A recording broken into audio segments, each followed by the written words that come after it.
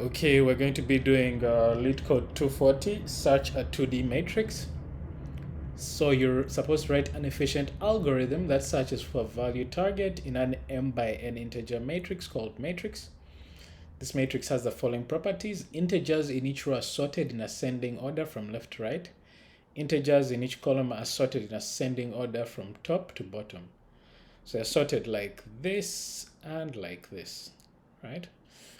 Part one of this problem was unique in the sense that it was sorted like this. So at this end, then here like this, like this, like this, like this, like this.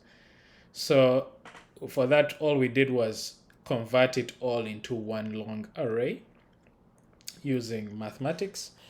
But for this one, what we're going to do is we're going to use, since we're traversing from left to right, we're going to use a minimum row and a maximum column. And if we reach a target that is at the index minimum row and maximum column, then we return true, right? Because we're trying to find the target, right? Otherwise, if the target is larger, right? If the target is larger than the value we're at, then we have to move our min row forward, right? For example, if we're at this position and our target is somewhere forward, right? It's larger, we have to move our min row forward.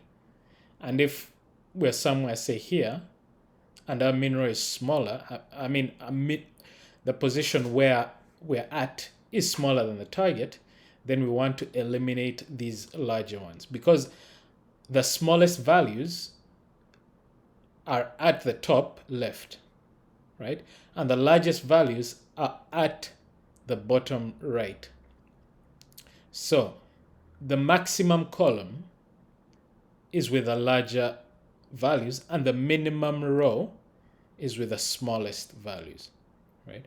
So another way of doing it is to use minimum column, which is at this side, and maximum row, which is this side.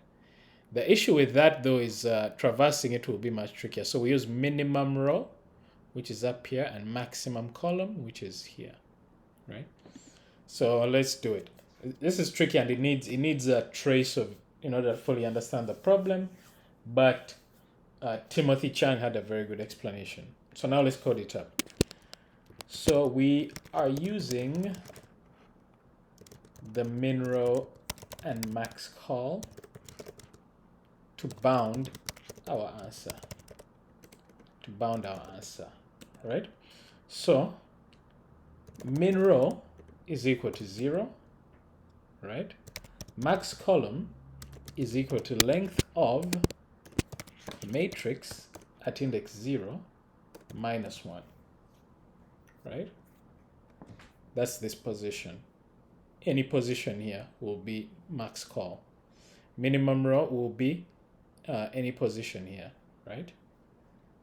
And what we'll be doing is we'll be moving the min row down to larger numbers, generally larger numbers. And we'll be reducing the max column this side to generally smaller numbers, right? So we iterate through as long as our min row and max call are within the bounds, right? So while let's say max call, right? Because max call will be reducing from this side to this side, right? So as long as max call is greater than or equal to 0, and min row does not go beyond the length of the matrix, does not go beyond the length of the matrix, because min row will be incrementing it like this, right? So min row is less than length of matrix, right? So we check if we've found the target. And we say if target is equal to matrix at min row max call, then we return true. It means we found it, right? Elif, if the target is larger than matrix at min row max call, then it means we need to increment our min row so that we get to larger numbers, generally larger numbers, right? Because we'll be skipping these smaller numbers up here going down, right? Because remember, the lower you go, the larger the numbers, right? And the more you go to the left, the smaller the numbers, right? So we move down a row to larger numbers, which will be min row plus equals 1. Else, this means that target is less than the matrix at min row at max call. So we move our column to the left to smaller numbers, right?